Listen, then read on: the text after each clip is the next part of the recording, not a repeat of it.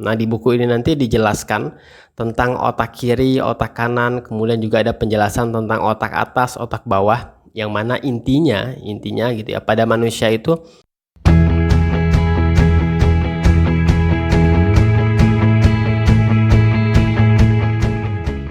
Halo, balik lagi di Ngomongin Buku. Kali ini kita akan ngomongin buku yang baru saja selesai saya baca. Buku itu berjudul The Whole Brain Child, 12 Strategi Revolusioner Mendukung Perkembangan Otak Anak. Buku ini ditulis oleh Dan Siegel dan Tina Bryson. Kemudian penerbitnya adalah untuk edisi Indonesianya itu adalah penerbit Naura. Nah, Dan Siegel ini adalah seorang profesor klinis di bidang psikiatri, sementara Tina Bryson ini adalah seorang psikoterapis ya. Jadi dalam buku ini itu ada kombinasi dua ilmu, yaitu ilmu medis dan ilmu psikologi.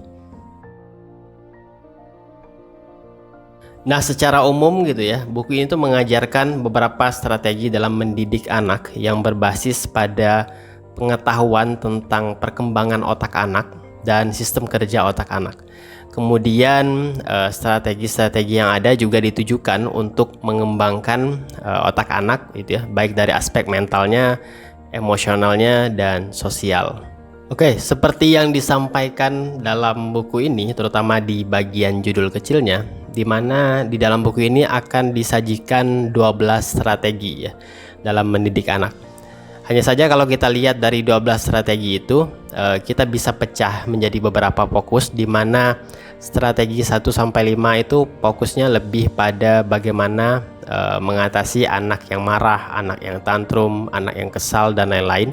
Itu strategi 1-5. Kemudian strategi 6-7 itu tentang bagaimana mengatasi perasaan traumatis pada anak. Kemudian strategi 8-10 itu tentang cara mendidik anak dalam kaitannya bagaimana mengenalkan emosi kepada mereka, kemudian bagaimana mengajarkan mereka untuk mengatur emosi yang mereka miliki. Kemudian di strategi 11-12 itu tentang bagaimana mengembangkan kecerdasan sosial pada anak. Nah, tentu saja saya tidak akan menyampaikan semua strategi yang ada, 12 strategi itu dalam satu video ini. Nah, di video kali ini kita akan coba lihat strategi 1-5 ya, yaitu bagaimana strategi dalam mengatasi anak yang marah, anak yang tantrum, anak yang kesal gitu ya, anak yang sedih, anak yang takut, dan lain-lain. Ya, sebelum masuk pada strategi, kita perlu memahami dulu tentang sistem kerja otak anak. Nah, di buku ini nanti dijelaskan tentang otak kiri, otak kanan, kemudian juga ada penjelasan tentang otak atas, otak bawah, yang mana intinya gitu ya, pada manusia itu memang ada bagian otak yang bertanggung jawab untuk memunculkan kemampuan rasional pada diri manusia, dan juga ada bagian otak yang memang memunculkan reaksi-reaksi emosional. Nah, pada anak itu bagian otak yang lebih dominan itu adalah bagian otak yang emosional dibanding bagian otak yang rasional. Nah, itu kenapa anak itu kalau berhadapan dengan sesuatu, menghadapi sesuatu, itu lebih cenderung memunculkan reaksi yang emosional dibanding rasional. Nah, tugas kita sebagai orang tua gitu ya, atau pendidik adalah gimana caranya dalam mendidik anak itu kita bisa menyesuaikan perkembangan otak mereka, sembari gitu ya, sambil melatih kemampuan otak mereka yang kurang dominan tadi, yaitu otak yang bagian rasional. Atau kalau dalam istilahnya Dan Siegel itu adalah bagaimana caranya dalam mendidik anak itu kita bisa membuat antara otak kiri dan otak kanan, kemudian otak atas dan otak bawah, otak yang emosional dan rasional ini bisa bekerja sama pada saat anak sedang menghadapi sesuatu masalah dalam hidupnya. Oke, sekarang kita masuk pada strategi mendidik anak ya, terutama strategi 1-5, strategi yang ditujukan untuk menghadapi anak yang marah, anak yang tantrum, anak yang kesal, anak yang sedih, dan lain-lain. Nah, strategi pertama, menyambung atau mengarahkan. Nah, jadi gitu ya, saat anak kesal, anak marah, anak sedih, dan lain-lain, maka hal pertama yang bisa kita lakukan adalah kita mesti terkoneksi terlebih dulu dengan emosi mereka. Maksudnya apa? Maksudnya adalah saat anak marah, kemudian takut ya, kemudian kesal, dan lain-lain, kita sebagai orang tua mesti hal pertama yang kita lakukan adalah menenangkan emosi mereka, mencoba memahami dan mengerti perasaan mereka gitu ya, kemudian mencoba mendengarkan mereka. Nah, tindakan seperti ini itu akan menstabilkan otak emosional mereka. Jadi bukan langsung dimarahi gitu ya, dinasehati, dikasih penjelasan dan lain-lain, tapi ditenangkan terlebih dulu dan dibuat agar hatinya luluh. Setelah itu ya, setelah emosinya stabil, baru kita kasih penjelasan, kita kasih nasihat, kita kasih masukan dan lain-lain. Jadi kalau ketemu anak yang marah, anak yang kesal, anak yang merajuk dan lain-lain, tenangkan dulu otak emosionalnya. Baru setelah itu kita latih dan kembangkan otak rasionalnya dengan tadi ya, memberi penjelasan, memberi nasihat dan lain-lain. Strategi kedua, menamai untuk menjinakkan.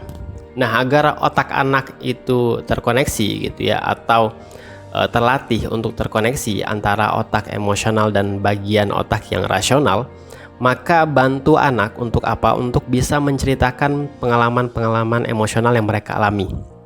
Pengalaman-pengalaman yang membuat mereka sedih, yang membuat mereka takut, yang membuat mereka kesal, yang membuat mereka marah dan lain-lain. Ini penting gitu ya. Kenapa? Karena dengan cara ini gitu ya, anak nantinya dapat memahami peristiwa-peristiwa emosional yang mereka alami. Dan kalau mereka kemudian bisa memahami peristiwa-peristiwa tersebut, maka hal ini akan memudahkan mereka untuk mengatasi masalah tersebut. Strategi ketiga, membujuk bukan memarahi.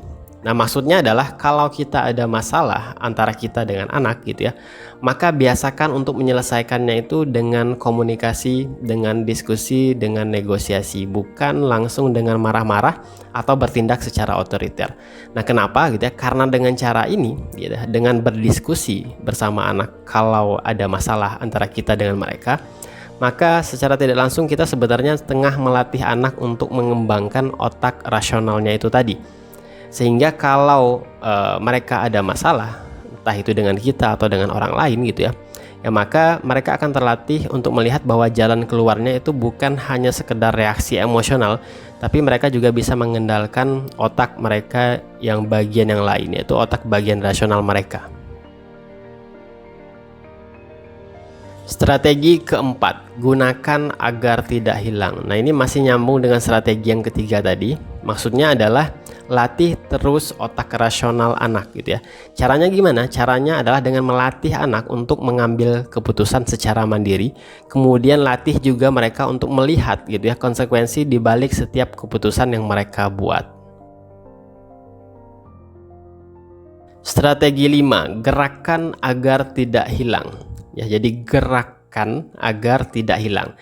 Nah, riset menunjukkan bahwa gerak tubuh itu ternyata bisa menstabilkan emosi kita. Jadi gitu ya, kalau anak merasakan emosi tertentu seperti marah, sedih, kesal, kecewa dan lain-lain gitu ya, kita bisa menenangkan mereka dengan apa? Dengan mengajak mereka untuk bergerak.